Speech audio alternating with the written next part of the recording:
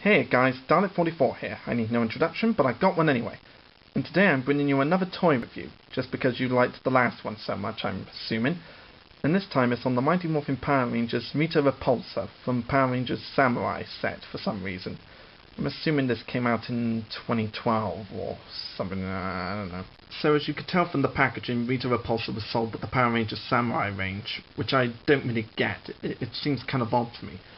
I mean, her being a Mighty Morphin Power Rangers fan, and I thought she'd have been sold with the Mighty Morphin Power Rangers toys. I just don't get it. It just seems kind of odd.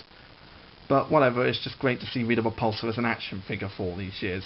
Because I don't really think they actually sold a Rita figure when I was a kid.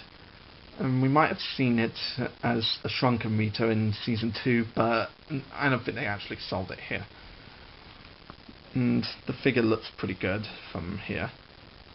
And on the bottom of the package we have her name in different languages, which is kind of pointless since it's all the same in every language. It's pretty pointless. But if there's one thing I really love about this packaging, it's the fact that they got a picture of the Season 2 Rita Repulsa on this side here.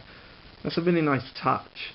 So this is the back of the packaging, and because it was from the Samurai range, they obviously have samurai fins on it. Like, they got the logo for Power Rangers Samurai with all the Rangers there except for Gold. And these are the pictures of the Samurai Rangers that you could get from this particular range, not including Rita. There's the Green Ranger, the Red Ranger, the Blue Ranger, the Super Gold Ranger. I'm assuming, I never really saw that many episodes of the show. Original Gold Ranger, and the one villain from this was Decker. I'm assuming he was called Decker. I've seen him in a couple of episodes. I saw him in his alien form and in his human form. So, yeah, I have seen him in a couple. And it kind of makes sense that Rita Repulsa isn't on the back of this packaging, since she wasn't from Samurai. It just shows that she's a limited edition figure. Well, now that we've got the packaging of this figure out of the way, let's have a better look at the Empress of Evil herself, Rita Repulsa. Or if you want to go by her possible married name, it could be Rita Repulsa Z. So this is the actual action figure of Rita Repulsa, and even though they're working on a smaller scale, the detail is really good. I mean, there's not exactly much detail in the face here. I mean, her eyes are just little big dots, but I don't hold it against them. It is pretty hard to paint something small when you're working on a smaller scale. But all that's made up for the detail, like in her hat or hairband. I don't know what it is. I always assumed it was a hat. And her traffic cone breasts are nicely detailed as well. And I like how the dress is painted with those little gold patterns that she had in the show. And if you look pretty close on the hands, you could see some jewellery and rings on her hands. And there's the little whatchamacallit here on the back.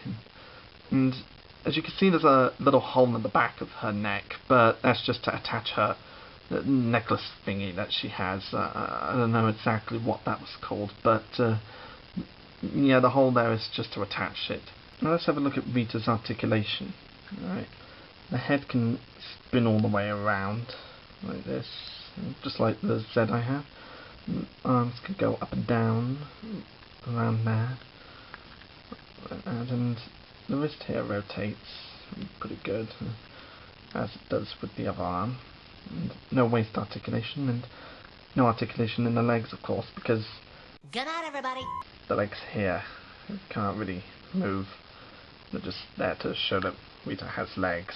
Yeah, so yeah, that's all that Rita can do here. Now Rita comes with two accessories. The first one being her neck thingy, or whatever it is you call it. And the only nitpick with this accessory is that it's not entirely show accurate. Like, it's not black with gold lines around it, but it is a pretty good accessory, and as you can see, it can connect to Rita, so it can complete the figure, and she does need this accessory with her.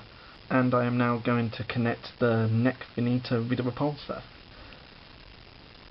See the hole I mentioned here earlier, and this goes in there. Right. This is just to try and get it in. And there we go. That's Rita complete. And of course her head can't move fully around anymore, but that doesn't matter because she needed her neck thingy, and that just completes the model. And Rita's last accessory is her magic wand, which she uses to make the monsters grow by simply throwing it down to earth. And these days I wonder how she always brings it back up. Does she just magic it back up, or like Linkara said, does she have a long fishing line and pulls it back up really, really hard? I'm assuming it's magic since she's a sorceress here. And it's a very rubbery plastic, but never mind. And it's not all gold like it was in the show, but never mind, it's a good accessory for Rita to have, because like the neck finish, she needs her wand. And if you were to compare Rita with the Super Legends Lord Zed, she's obviously shorter than Zed because she's in a smaller scale than Zed is, but if you haven't got the same scale Zed for Rita, you could always make up the accusation that Rita has become a hobbit. Hobbit Rita. Like, Rita, what happened to your height? I became a hobbit, Zeddy Boo. And I got a headache from it. Sorry, I can't do Rita's voice that well. So, like the Super Legends Lord said, Rita Repulsa does have her downsides, but she's definitely a must-have for Mighty Morphin Power Rangers fans. So, if you could find her in any shop in the UK, I'd definitely get her. I'd recommend her. She's a must-have for any Power Rangers fan. So, if you see her in any shop, just pick her up before she goes away. And until next time, this is Dalek44 saying cheerio to you. Oh, I have a headache! Why don't I ever get to win? It's just not